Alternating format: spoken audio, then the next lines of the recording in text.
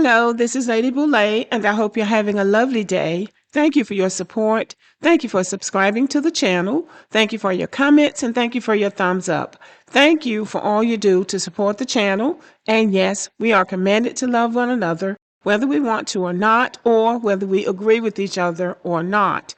And today, I want to talk about this African booty scratcher narrative that we've been living with for the last I don't know how many years. And I want to give a different spin on it because I'm sick and tired of hearing about it.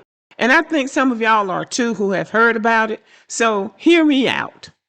If you listen to Africans talking online, and invariably, without fail, they're going to bring Black Americans into the conversation. And before it's over, they're going to talk about Black Americans calling them an African booty scratcher, even though the lived reality of this doesn't match that claim. So this story gets repeated so often that not only does it seem exaggerated, but it sounds like a lie, because it is a lie. Most Black Americans did not go to school with Africans, and they would get off the plane before they hit American soil, before they have even said hello to a Black American. They will tell that lie that Black Americans called them an African booty scratcher. So we need to deal with that. My feeling is that they're using this narrative, this African booty scratcher narrative, to mask the anti-Black American sentiment that they feel, the disparaging things that their parents have taught them about Black Americans. Rather than deal with that, they are trying to put the onus on Black Americans, and we have to get the onus off of us. We have to consider that some people are using this African booty scratcher narrative to avoid acknowledging the anti-Black American stereotypes they were taught at home, and the fact that they were taught to look down on Black Americans, and then the benefits they gained from distancing themselves from Black Americans in school or work settings. So this African booty scratcher narrative is a shield to mask their own anti-Blackness. And that is where we need to begin. So let's clear some things up. African immigration to the United States didn't grow significantly until the 1990s and 2000s. And even then, African immigrants were concentrated in a few cities.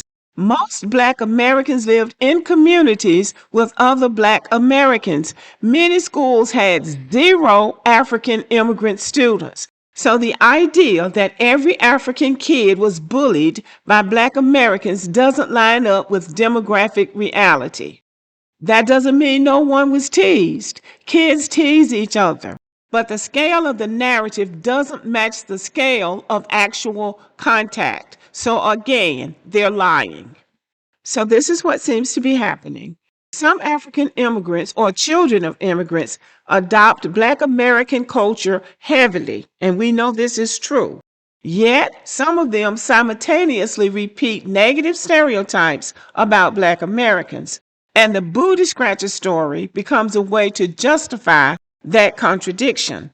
This is a real cultural tension that many Black Americans have to deal with. And this is where Black Americans are going to have to put your foot down. We're going to have to acknowledge the fact that these people want to center themselves in our culture. They want to be in our faces, in our spaces. They want your place in society. And if you say anything to them about it, you call me an African booty scratcher. And the answer has to be, I didn't call you a damn thing, and get out of my face and get off my square. So they try to diminish us. Something is going wrong with these people, and Black Americans need to acknowledge this and stop letting these people gaslight you, if you are letting them, with this booty scratcher nonsense, because it's mostly just a lie. I'm not going to say for 1 minute that no African person was called a booty scratcher. Black Americans are acknowledging that they called Africans and each other booty scratchers. I am foundational Black American to the bone. And I was bullied in school by foundational Black Americans. You come to school with ribbon in your hair and somebody else doesn't have ribbon, you're going to get bullied. You make an A on the spelling test, somebody wants to fight you. So that is a part of growing up in America. White kids get bullied, Black kids get bullied, Asian kids get bullied, Indian kids get bullied, everybody gets bullied. And we have a saying in America, if you can't stand the hot grease, get out the kitchen. Now, I'm not trying to say bullying is right. It is not right, but it is a reality. And parents do have to protect their children. Schools have to protect children from bullies. But this is a universal thing. It's not something that just Black Americans do. It gets done everywhere, all over the world. And if someone truly feels harmed by a childhood experience, the path to healing is not to exaggerate the story or weaponize it against an entire group. Healing requires honesty about what actually happened, including the role of the broader anti-Black stereotypes, not just blaming Black Americans. And it requires acknowledging the complexity of cultural exchange. You can't claim deep hurt from a group while simultaneously relying on that group's culture for identity, belonging, or social currency. If you were so hurt by being bullied by Black Americans, the best way to heal is to stay away from Black Americans, not immersing yourself in Black American culture and identity. And every time something comes up for Black Americans can't get to it for you. You show up. So somewhere along the way, there is dishonesty. So let's be honest. This booty scratcher narrative has been used as a shield, a way to avoid talking about the anti-Black American stereotypes that some people were taught long before they ever met a Black American. It's a way to justify attitudes that didn't come from playground teasing. They came from home, from media, and from global anti-Blackness. And that's why this whole thing feels so out of hand. Not because someone got teased.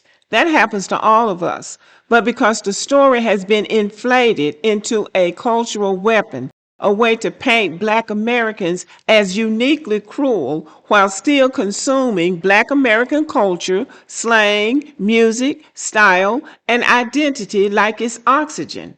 If the booty scratcher story is truly a source of pain, then healing has to start with truth, not with repeating a narrative that doesn't match reality. And definitely not turning a childhood insult into a blanket indictment of an entire community, which is what they have done. At some point, the story has to come back down to earth, because when the narrative gets bigger than the truth, it stops being about healing and starts being about convenience. Again, they're just using this conveniently so they can get into our spaces and exploit our spaces. And that's where we have to draw the line. This conversation is not about denying anyone's experience. It's about grounding the narrative in reality. It's about refusing to let a single phrase become a weapon. And it's about making space for honesty, real honesty. Because once the truth is back on the table, the conversation can finally be real. And real conversations are the only ones that lead anywhere worthwhile. Black Americans are not the caricature that this narrative tries to paint. We are a people with a long, deep, and influential cultural legacy, one that has shaped the world far beyond our neighborhoods, our cities, or our borders. And if we're going to have honest conversations across communities, then honesty has to go both ways. That means acknowledging what actually happened, not what's been repeated so many times that it starts to sound like a fact. So here's the call to action. Let's retire the script. Let's stop recycling narratives that don't match reality. In other words, let's stop listening to this lie, because they're not going to stop telling it. But let's not respond to this lie, this booty scratcher lie. I don't doubt for 1 minute that somebody was called a booty scratcher at some point, but the whole Black American community should not be indicted because of some childhood memory that somebody has, that most of them are even lying about. Some of them may have been called something. People get called names. I'm not going to keep going over that, but they are lying. That is what's important. So let's stop using this childhood teasing as a cultural wedge, and let's start telling the truth, the full truth about our experiences, our interactions. Because once we put the myths down, the lies down, we can finally pick up something real, which is accountability. They need to be accountable for their anti-Black American sentiments, and Black Americans need to be aware of the fact that they're using this African booty scratcher thing to justify their own anti-Black American sentiments, even as they try to benefit from everything that we have worked for.